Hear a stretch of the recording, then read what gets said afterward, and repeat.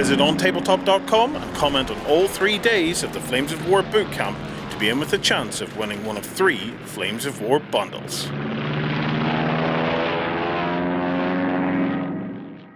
Hi folks, welcome to Sunday morning at the Flames of War Bootcamp, and we've decided to have a look at what people have been painting over the weekend. So we're going to start with Martin on the ground. You're one of the few who've actually painted everything here. I know some people have got full armies, but they brought them with them, the cheating gits.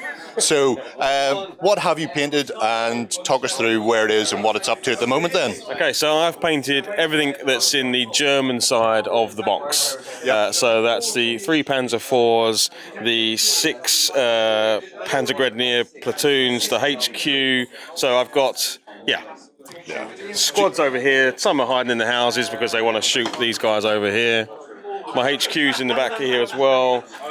My 3 Panzer IVs. We've got one here. Look at this lovely stick I'm using. It's amazing. One here. It's a great pointing stick. Yeah, I do like it. It's just here. And I only have one surviving. I do notice that. The paint job hasn't helped the armour saves, mind you. No, it hasn't. I did kind of drive them up the street in clear view of everything. So we were very bold. But yeah, it's going really well. Warren's quite elusive to keep getting the game. So. Yeah, you do need to shackle him to a table to keep him there. Yeah. But I have to say, what you've managed to get done with the army in such a short space of time looks really nice. I mean, the camo pattern on the Panzers really make them pop. The packs look great, and it's just a little touch of... It's a fairly basic paint scheme, but just enough that at 15mm when you're standing this far away, it looks spot on for an army. It's literally textured paint, some green, what was available in the store, so textured paint, some green tufts, and then I dry brush it a little bit with some green so it wasn't quite as dark as it was. And then the uniforms are a dungeon grey. I've done a kobold skin for the bits of skin that are on them, and then washed it all with an anthrax.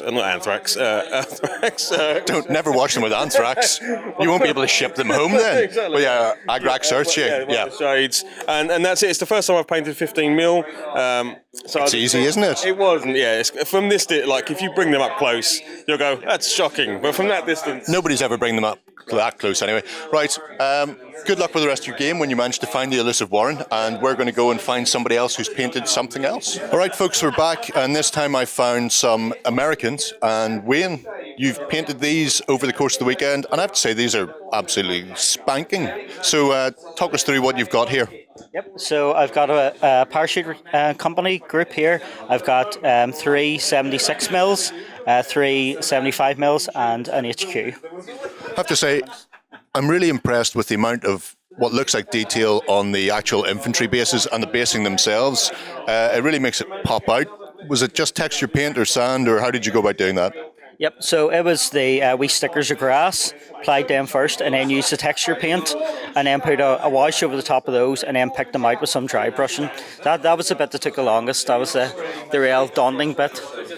When I seen these on the table yesterday for the first time, I thought, like a few of the other people, you'd brought them with you, but then I realised you hadn't. You'd done them all here, and I have to say, the amount of work that you've managed to get in such a short space of time to get them on the table and gaming is fantastic, because in the same amount of time, I just about got my Americans built, and that's it. They haven't even had a lick of spray over them, so well done. I'm really impressed with them.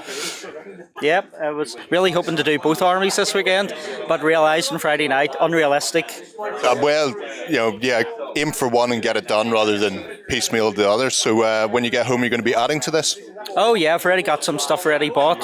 Yeah, not painted, but now I've worked out the colour scheme, so I'll get stuck into them. Well, good luck with the Yanks and enjoy Flames of War, and I'm going to go off and see who else has got something with some licks of paint on it. Okay folks, I'm back with Bob, and Bob has been doing some sterling work on armour, and you've actually done a mix of German and Americans.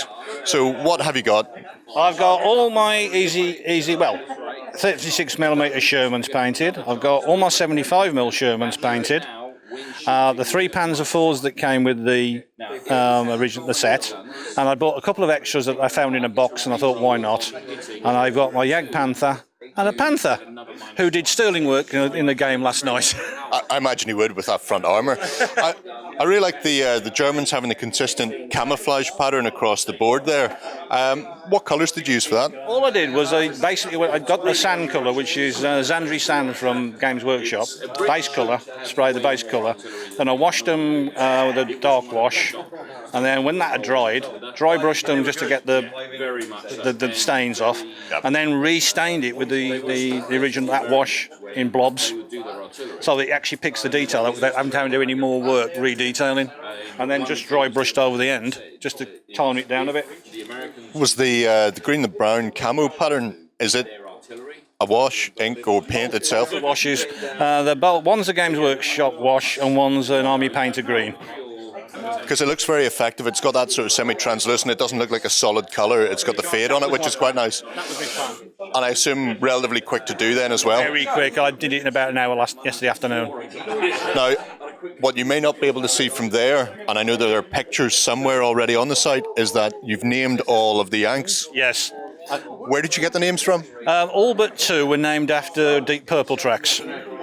So a bit of classic rock there as well. That Sherman over there is named after an Eagles track. And I think one, when we find it, that's named after the Lee tank that was in the film Sahara with Humphrey Bogart. Lulu Bell. Yeah. The one that fought the whole way through the battle and then drove off at the end, leaving with the whole pod of captured Germans. And I thought, perhaps it's a lucky charm. So, well, I have to say they look fantastic. I love the touch of actually naming the tanks like the Americans did.